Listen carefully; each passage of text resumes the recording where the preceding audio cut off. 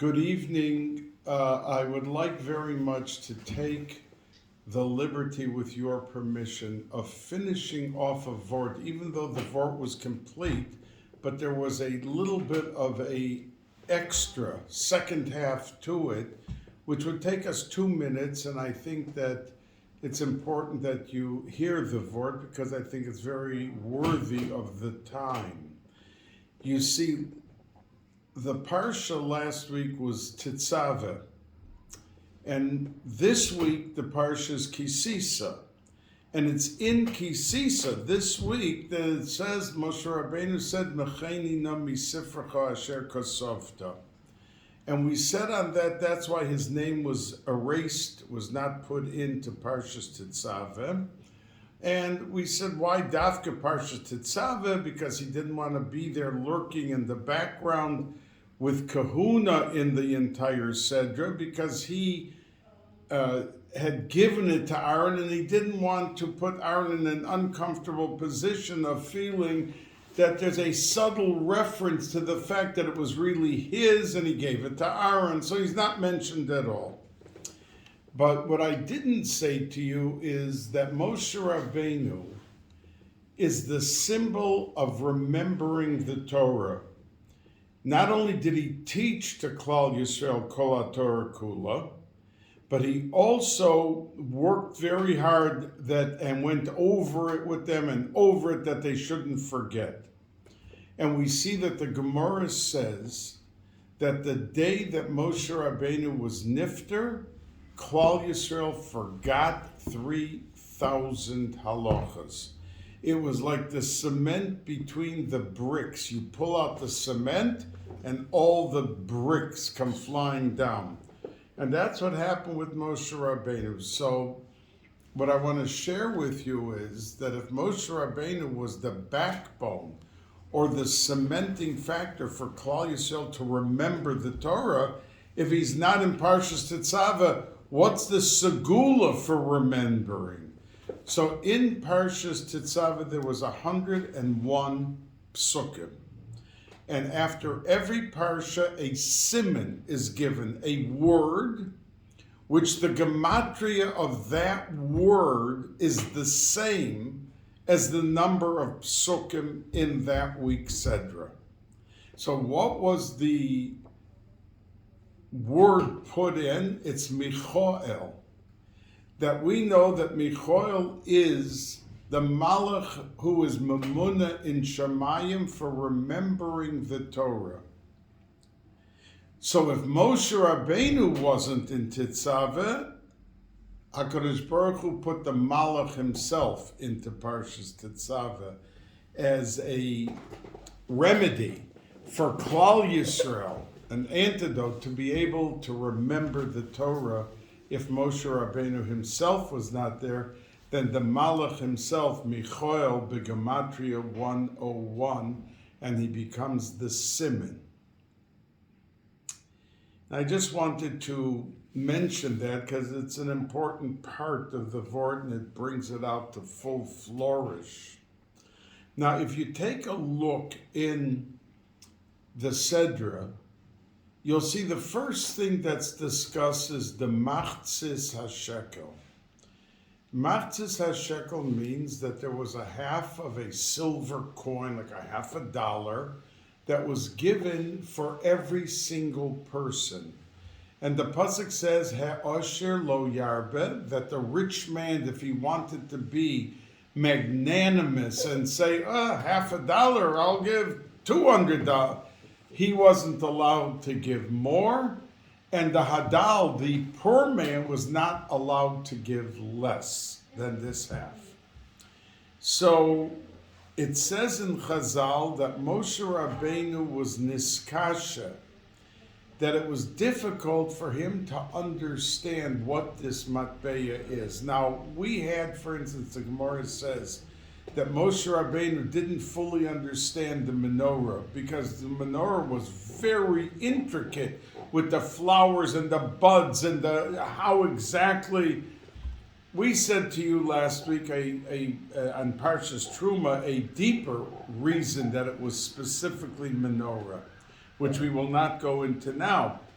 but we can understand how it was difficult to understand, or like the Gemara says that when HaKadosh Baruch Hu told him about the shrotzim that were not kosher, so many things he understood, but there were some things that he did not understand, and HaKadosh Baruch Hu had to show him what the bug or the insect looked like, because it was hard to, the Gemara says that. But over here, when it says that it was hard for him to understand the matbeya, what was so hard? There were coins from the time of Avram Avinu in the world. What was so hard for him to understand about a coin? But Meforshim say the coin, he knew what it was. The problem he couldn't understand is how money could be a kapara. The pasuk says, "L'chaper al nafsho seichem," to serve as an atonement for Klal Yisrael. And Moshe Rabbeinu said, money that destroys families and destroys people, and there's such jealousy caused by it, that it's so bad. How could that be a vehicle for forgiveness? And he was answered and shown fire, a matbeya of fire, that said, yes, you're right, that fire can be destructive, and so can money. But it also has a tremendous good side to it. People can cook their food. People can remain warm in a house because of fire, the firewood burning and whatever. So he was showing that there is a possibility to be able to bring out the best with fire and even with money. Because we know that money could destroy situations, but we also know that when someone gives tzedakah as the b'nei Yissaschar, as myriad, that there's nothing that can rise a person to a higher level, even all the mitzvahs, which is the last hay of the Shem Havaya, and Vav is the Torah, but the B'nai Yissaschar quotes the Arizal that it's like a Kri and Ksiv, like we have in the Torah, that tzedakah is not as high as learning Torah, but it is higher than all the other mitzvahs, and it's like in between the Vav and K. He calls it a Kri and Ksiv, which is like beyond what the eye meets. When you have a Kri and Ksiv, it's written one way and we're pronouncing it another way. And he said that's what's with tzedakah. So Moshe Rabbeinu was showing that in his question of how could it serve as a kapara, he got the answer when he saw the Eish, because that is the one item that could serve amongst many other items, that this is an obvious item, as the pinnacle of goodness or the turret of destruction. And that's why he was showing the Matbeya Shalesh. And his answer was, his question was answered with that. And I want to say to you on that we know that tshuva, which is an unbelievable thing, because when you slap HaKadosh Baruch Hu and you come back and say, please forgive me, when it's said sincerely, HaKadosh Baruch Hu wipes it off the slate. And the Balatanya goes so far to say afilu elef pa'amim, that if a person does an aveira and he does tshuva, but he comes back 2 days later and he does the aveira again, and then he does tshuva again. So you would think that at some point it's like a joke. I mean, you're doing it and you keep asking for forgiveness and that. But the truth is that the Balatanya says that that's how we say the bracha, Baruch Atah Hashem, Chanun Hamarbe L'Sloyach. How are we allowed to say the Shem, Baruch Atah Hashem, if we're not allowed to Chanun Hamarbe L'Sloyach, if it's just a game? I mean, you go to a human being, you insult them, and you come back and ask for forgiveness, and you come back a second time, a fifth time. At some point, the human being would say, listen, this is a joke. I don't have the patience, and obviously you really don't mean it. But says the Baal HaTanya by HaKadosh Baruch Hu, even the afilu, that's his lashon, 1,000 pa'amim, 1,000 times to ask HaKadosh Baruch Hu, and he's given the kapara. He's forgiven, even after, if that moment he's sincere. Now, speaking about tshuva, the Gemara says that there's only one thing that tshuva does not help for, and that's echte v'oshuv. The Gemara says, if someone says, oh, I'll do this sin and it'll come here of Yom Kippur, I'll do tshuva and then everything will be good. So he's doing the Aveira with the condition of echte v'oshuv.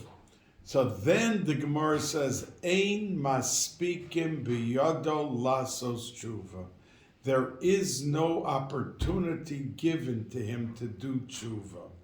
And we know the very famous story that is brought down with Reb Mendel Rimenov, who was he and the Choyze and the Koznitzer Magid and the Apterov, they were all Talmidim of the Mezritcher Magid, but when he was Nifter, they were Makabel Morris. They accepted as a new Rebbe for them the Noam Elimelech, the famous brother of Rav Zushya.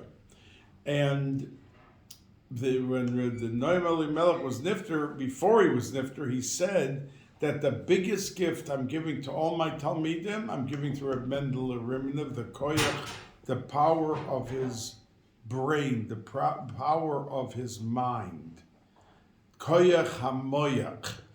He gave, the koyach of re'iyah, of seeing to the choyze, and the koyach of his heart to the Koznitzer Magid, and the koyach of his ruach to the Apterov, but the koyach hamoyach he gave to Reb Mendel Rimenov. So the story is told that when Reb Mendel Rimenov was nifter, he went into every Gehenim and pulled out from this Gehenim, that Gehenim, there are different Gehenims, he pulled all the Yidden out and put them into Gan Eden.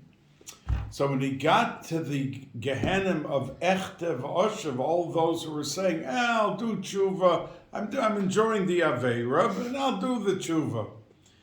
So the Malach said to him, you took out all the other Gehenims, but you cannot take this out. Because the Gemara says, Ein maspikim biyado lasos tshuva, that you're not given the opportunity to do tshuva. So Reb Mendel Rimenov answered him and said, I always learned that Gemara, not Ein maspikim, that we do not give him the opportunity, but Ein maspikim, there's no suffix, there's no question, sheyesh biyado lasos tshuva, that even that guy's going to have, it's going to come the time that he could also do tshuva. So the Malach answered him and said, we do not accept chidushim. There's no Torah lo b'shamayim. You can't say this chiddush you're saying up here. And at that time, the Choyze of Lublin was concluding Shalosh Shudas, and he saw sitting down in Olam Hazeh, because the Choyze's yard said he was nifter that Tisha B'Av. And Reb Mendel Rimenov was nifter 4 months before on Lamed Daled Ba'omer, the day after Lag Ba'omer. So Reb Mendel, so the Choyze saw what was going on between the Malach and Reb Mendel. And he gave a clap on the tish, and no one in the whole oilam, there was a massive oilam sitting there, knew what was going on. And he says, Rabbosai, I want to say right here in Olam Hazeh, that when the Gemara says that somebody says Echte v'Oshev, and the Gemara says Ein maspikim biyado lasos tshuva, that we do not give him the opportunity to do tshuva, it means that ein maspikim, there's no suffix, there's no question, sheyesh biyado lasos tshuva. So when it was paskin and said down here in Olam Hazeh, now they could follow it in heaven, And the Malach stepped aside and let Reb Mendele take everyone out from the Echte V'Osha of Gehenim and bring him into Gan Eden. So we see the power of tshuva is unbelievable, and that was the power of money. Quite often, like the Arizal says, people do certain averas. They have to fast for this avera 84 days. They have to fast for that avera 122 days. Now, according to that, most of us in Olam Hazeh, we'd have to be fast. We wouldn't be allowed to eat. We'd be fasting the whole year. So the Balatanya comes and says and explains that result, but since we are so weak and we can't fast like that, therefore tzedakah is the kapara.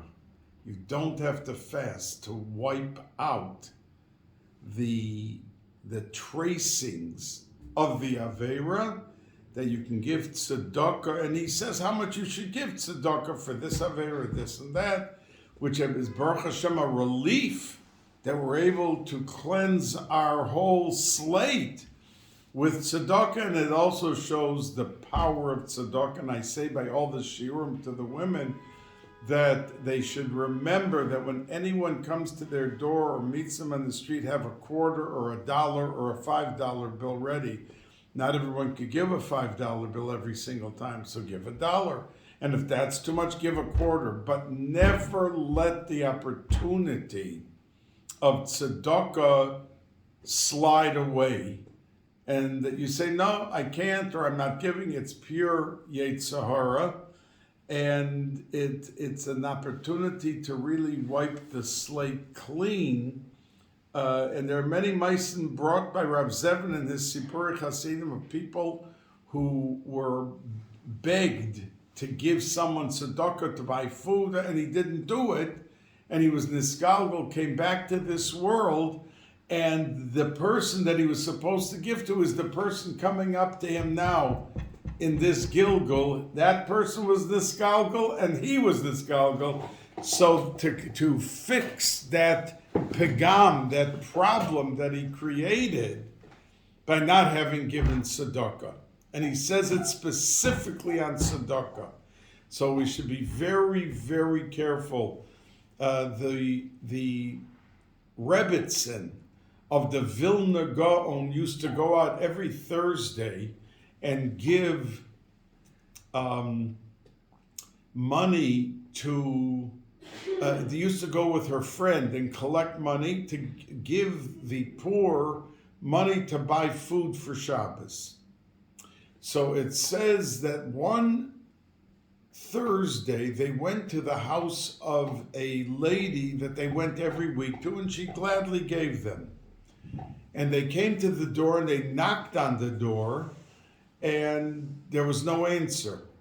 So after knocking for a few minutes, they figured she's just not home and they were going to come back later.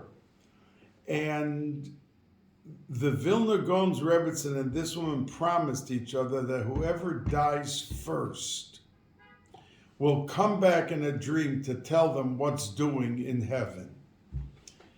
Now, when this woman was not there, they continued walking up the street. And the Rebbitzin saw the lady that they were knocking at her house walking back towards them on the street, on the sidewalk. And the Rebbitzin, the Vilna Gaon's Rebbitzin, pointed and said, oh, there she is. There's the lady.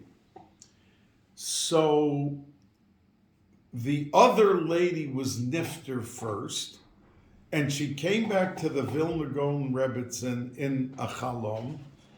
And she said, in heaven, they do not allow me to come to say what's doing in heaven. But because we promised each other, they let me come back to tell you one thing. Do you remember the day that we went to that lady's house and we knocked and she didn't answer and we saw her on the street? You saw her, you, the Rebbitzin, and you pointed. Oh, there she is. For that one pointing that brought us closer to getting the tzedakah, not the tzedakah, even just bringing it closer, There's bushel baskets as extra of schar for you waiting in Shemayim. Shows you the power of what tzedakah is. Anyway, that's the Machzis HaShekel. And I want to move on now, because right after the Parsha of Machzis HaShekel in Parshas Kisisa, you have a discussion about Shabbos.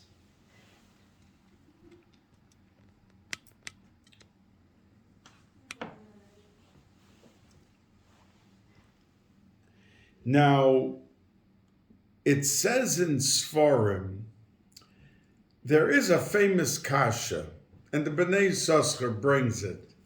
Why is it that every bracha that we conclude in a Shemona Esrei, it says Yisrael. It says Mekadesh Yisrael v'Roshei Chadoshim. Mekadesh Yisrael v'Yom HaKippurim. Mekadesh Yisrael v'Hazmanim, Yom Tiv. But Shabbos, it doesn't say Yisrael, it's a Mekadesh HaShabbos. Yisrael is not mentioned. So asks the Bnei Yissaschar. And the Bnei Yissaschar answers and says that Shabbos has a power from itself to exude Kedusha. That means, for instance, Yom Tiv. If Bezdin doesn't proclaim Rosh Chodesh, we don't know when Yom Kippur or Sukkot is, because once you know Rosh Chodesh, you can count 15 days later, and that's Sukkot. 15 days later, and that's Pesach. But Shabbos has nothing to do with Rosh Chodesh. It's every 7 days. So you don't have to come on to Yisrael, to a Bezdin down here in Olam Hazeh to get Shabbos. It's after the 6th day, it becomes Shabbos. And that, say the Svarim, that Shabbos is Isarusa de La'ela, Isarusa de La'ela, which means that HaKadosh Baruch Hu gives a gift from heaven even before it's asked for, down here. Yom Tov is Isarusa de Latata. That means if you don't take the lulav and esrog, or you don't sit in the sukkah, or you don't eat the matzah and the maror and the arba kosos, then there's lacking in how much of the Yom Tiv and all of the hashpah, the shefa rav that comes from all of Yom Tiv. We say it in Shemona Esrei, V'asiyenu Hashem Elokeinu, as birkas moyadecha, give us the bracha of this Yom Tiv that's going to come flowing down to Klal Yisrael, that we should be zoicha to it. So the Svarim say that if he doesn't do the mitzvahs, there's lacking. Now there is one exception to this whole rule, and that is the first day of Pesach. Pesach is Yom Tiv. But the pasuk says, when it talks about the counting sphere, it says Mimochras HaShabbos.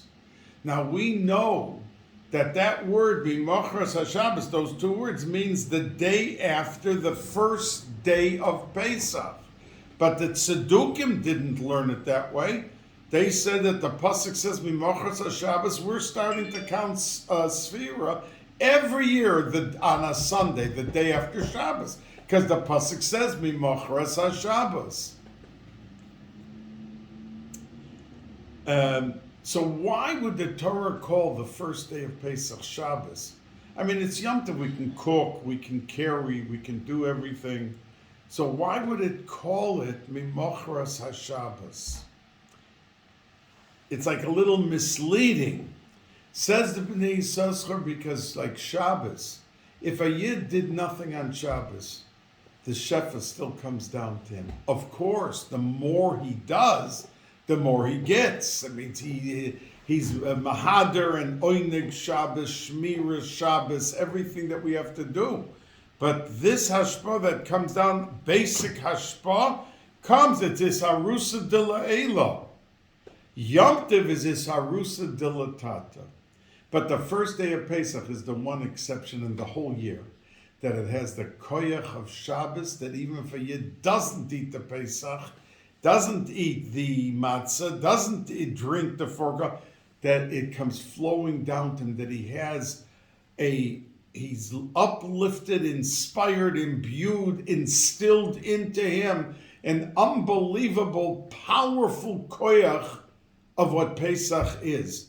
Now, normally he should have to eat the matzah, and if he does, he gets, as the Zohar HaKadosh says, that it's mamash mechled and heimenusa, that he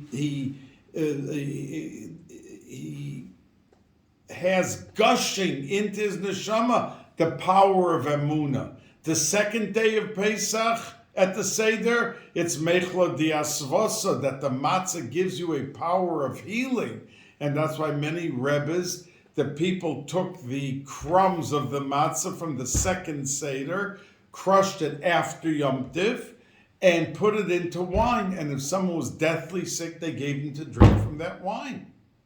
Like the famous story with the Balatanya on Simchas Torah, that there was a plague in his city, and people were dying left and right, and he told everyone to be carried, they had fever, they were ready to die, and they were to be carried to the Beis HaMedrash, and the Misnagdim in the city called him a Rotseach, you're a murderer. People with 105 fever and 20 below zero. This was Russia. This wasn't Miami Beach.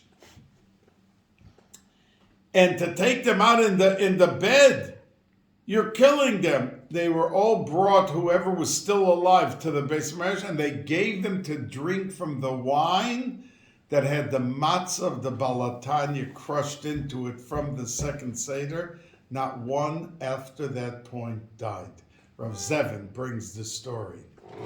So we see the power of doing mitzvahs and the hashpah that comes, that we have to do. If you sit there thinking about the kavanah of tefillin, the kavanah so'ari, and you sit there for 10 hours, but you don't put on the tefillin, you don't get the mitzvah of tefillin. You have to put the tefillin on to get the actual mitzvah. So the matana toiva, that Shabbos is able to uplift Klal Yisrael, matana toiva yesh li bebeis genozi v'Shabbos shema. The Gemara says, HaKadosh Baruch Hu says that I have a very beautiful, powerful matana for you, and it's called Shabbos. And that's why Shabbos is Isarusa de La'ela, and that's why the first day of Pesach is called Shabbos. Not to mix the people up, but because it has the koyach of Shabbos, it's called Shabbos. That's why the first day of Pesach. And that's the reason that even though we insert the word Yisrael by every Yom Tov, when we conclude the brach of the Yom, Mekadesh Yisrael v'Yom HaKippurim, Mekadesh Yisrael v'Roshei Chadashim, but when it comes to Shabbos, we only say Mekadesh HaShabbos, because it has nothing to do with what Klal Yisrael does do or doesn't do, whether to be Mekadesh the Chodesh, or it means to do the mitzvahs of Shabbos. For states, if someone does it, he ends up much, much bigger and much better. But that is the starting point. So the pasuk in this week's Seder, when it finishes the few psukim about Shabbos, it says, Lodas ki ani Hashem mekadeschem, that you should know that I am HaKadosh Baruch Hu, and I am in the process constantly of making you holy. And it says this pasuk inside the psukim about Shabbos, because Shabbos has the power to elevate. It's like a person gets on an elevator, not Chas v'Shalom on Shabbos, but the idea of an elevator, and he pushes one button, and he ends up from floor 1 to floor 75. That's Shabbos.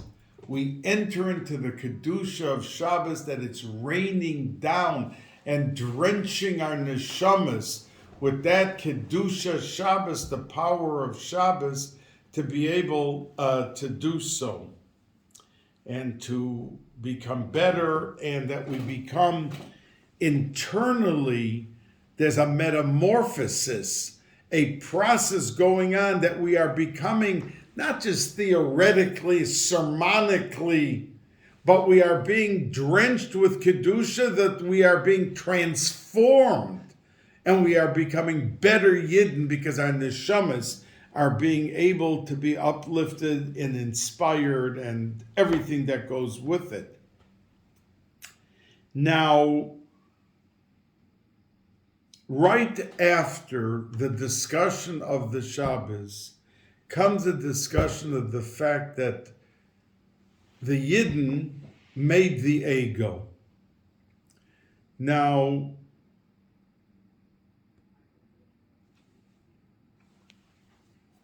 HaKadosh Baruch Hu says to Moshe Rabbeinu suddenly, he's up on top of the mountain, Lech Rei, go down.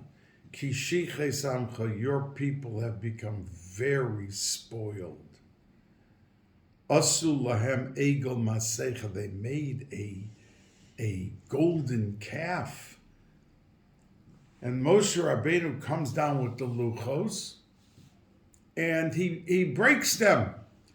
And the last pasuk in Dvarim, La'ene Kol Yisrael, at the end of Chamisha Chumshei Torah, look at Rashi, that Rashi says that HaKadosh Baruch Hu, before the end of the Chumash, before he died, he was neftar, he said, I want to thank you for breaking the luchos. Thank you that you made that decision. It was Etzba Elokim. I mean, these were sapphires that were worth $100 trillion. I mean, a piece of sapphire this big that was pure. And it was B'derech Nes, because all the samachs and the end, the mems, were all completely without any sapphire. So how was the piece in the middle standing? If there was nothing, if it was all a circle, but it was there. So it was all a Nes. So the question is asked, why is it that Moshe Rabbeinu went down from the mountain and he saw the Egel and then he broke the luchos? If HaKadosh Baruch Hu told him on top of the mountain that they made an Egel, he could trust HaKadosh Baruch Hu that what he said was accurate. So what did they have to go down the mountain to break the luchos? He was holding the luchos in his hand. And he went down with them, carried them down, and when he saw what was doing, then he broke it. If he held that they made an egel masecha, they made a golden calf, and they don't deserve the luchos, why didn't he just break it on top of the mountain? So the answer that's given is because Vayar es ha'egel, he saw the calf, umecholos, and the dancing. When Moshe Rabbeinu heard on top of the mountain that they made the egel, if Hashem told him they made the egel, they made the egel. But he in his mind felt that we're Yidden. We have the power of tshuva. They're going to do tshuva for this. So let me go down and see what the situation is, how we can get them to do tshuva. But when he came down and saw that not only they made the egel, but they were dancing about it, they were proud of their Aveira, he said, there's no hope here, and he broke the luchos then. And the Arizal says that in his lifetime, he never got to the level of Kedusha, Lamala, in heaven, more than when he did a mitzvah b'simcha. And if someone, he didn't say it on himself, that he said on himself, that when he did a mitzvah, and he didn't do just a mitzvah, but he did it b'simcha, that there was happiness and gladness and internal permeated with simcha, then he saw that the mitzvah went up to the highest place. You had to have Ava and Yira, but above that, it had to have the Simcha. And then it really brought it to full glow. Its luster was in full shine. And Mefarshim say on this Arizal that it goes first for negative. If someone does an Aveira and it's Besimcha, then it pulls it all the way down. Not just does it remain an Aveira, and he could do tshuva, but he goes into the lowest of the low because of the Simcha. That means he's proud of it. He has no problem with it. He has no negativity. There's no negative feeling. And that's why he didn't break them at the top of the mountain when he heard it from HaKadosh Baruch Hu. He broke them when he got down, because he saw the mecholos, the dancing. Dancing when you do something wrong and you're proud of it, that is a very, very powerful negative for the person, Nebuch. Now, it says in the Pasuk, Vayiplu min ha'am, that he told Bnei Levi that Bnei Levi should come forth, and Vayasu Elav kol Bnei Levi, and he said that this has to be wiped out. This was terrible. And it says in Pasuk, Vayiplu min ha'am bayomahu kishloishes alfei ish, that they were killed around 3,000. Kishloishes, the chaf in the beginning of the word shloishes means around 3,000. Now, whenever there was a magefa, like by Pinchas with the Zimri and all, it tells you exactly the number. The Torah doesn't have to be a guessing game. It says there were Esrim Varba Elef, 24,000 at that. And it's an exact number. Or when we count the Shvatim, we were told to the last person how many and how many not. So why over here does the Torah say Kish Loishas? Says the Arizal that there were 3 olives that were spoiled when Adam Harishon ate from the Eitz Hadas. The olive of Emes fell away, and there was left the word Mace, Mem Tov, dead.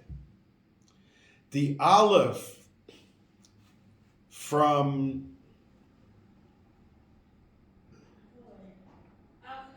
the word or changed into an ayin, and it became kosnos or, which means skins. And the olive from the word odom fell off, and only dam, blood, remained. And as we know, that Adam Harishon could have remained in Olam Haba. The Gan Eden was like Olam Haba. It wasn't like Yemos HaMashiach or Tchias. It was higher. But he lost everything because of that, and he was driven out of Gan Eden because he couldn't wait the 3 hours from 3 o'clock, the 9th hour, says the Arizal. Had he waited to 6 o'clock, 3 hours, just been patient, and then he would have been allowed to eat the grapes. We're making Kiddush to this day, Shabbos and Yom Tov, and on every mitzvah that we do that requires something, we use wine. A pidyon aben, we begin with a Borei Pri Hagafen. We begin a chasna under the chuppah with Borei Pri Hagafen. We begin a bris with that. Everything we do has a cup of wine. All a tikkun to fix that original Aveira. Now, we know that when the Torah was given, if they wouldn't have made the egel, then they would have been able to have Yemos HaMashiach and the Geula Shlema. We're 3,300 years later still in Golos because of that egel.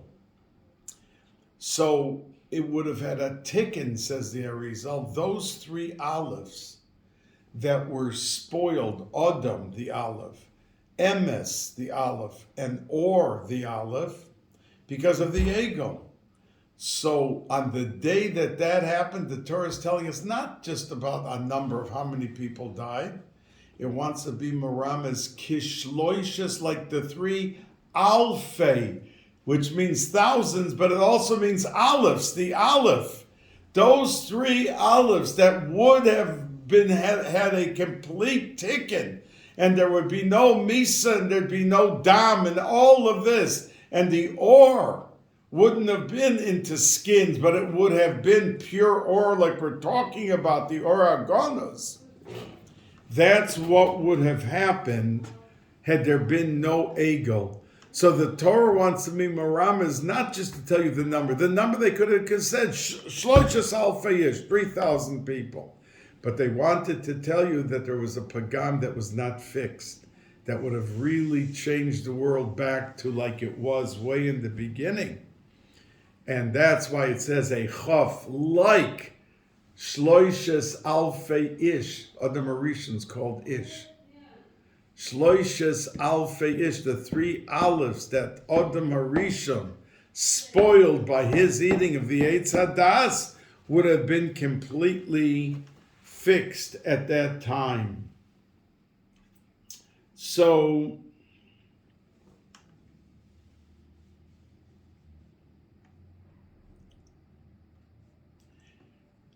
the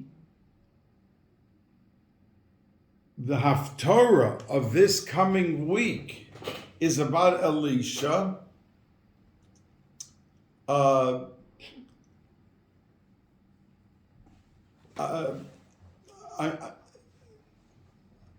It was really about Gehazi. And Gehazi was the servant, like the manager of the house of Elisha. And Elisha did 2 things. When he was with the Isha HaShunamis, giving her a message what to do from Elisha, that she should survive the poverty and her kids were about to die, so it says that he improperly touched her. Gehazi improperly did not behave, improperly touched her. The Gemara says it. And the second thing was that when Naaman, Sar Tzava Aram, had leprosy all over his body, and he came to Elisha, and Elisha told him, go to the Yarden and be toivel. So first he went back home angry, and he didn't dip himself into the Yarden because Elisha did not come out himself. He sent Gehazi to tell him what to do. And Naaman said, what? I'm the general of the biggest army in the world, and he's sending out a messenger to me? He's not coming out himself? I don't need his eitzah. And he went back home, and he was reeking in such pain that a regular person, he was a mighty warrior, a regular would not have lived through the pain. Which shows us that the ego of a person, he was willing to suffer an unbelievable intenseness of pain, human physical pain, because his ego was touched. It wasn't the way it should have went. But it got so bad that he had to go to the Yarden at the end, and he dipped 7 times, and he came out clean and cleansed. There was no problem. So after that, Gehazi ran after him and asked him, listen, you went all over the world to get cured. You paid everyone everywhere. So am I not entitled to some money? He shook him down for money. So he gave him money. So the Gemara says that he was sent out. He was sent out. Elisha sent him out.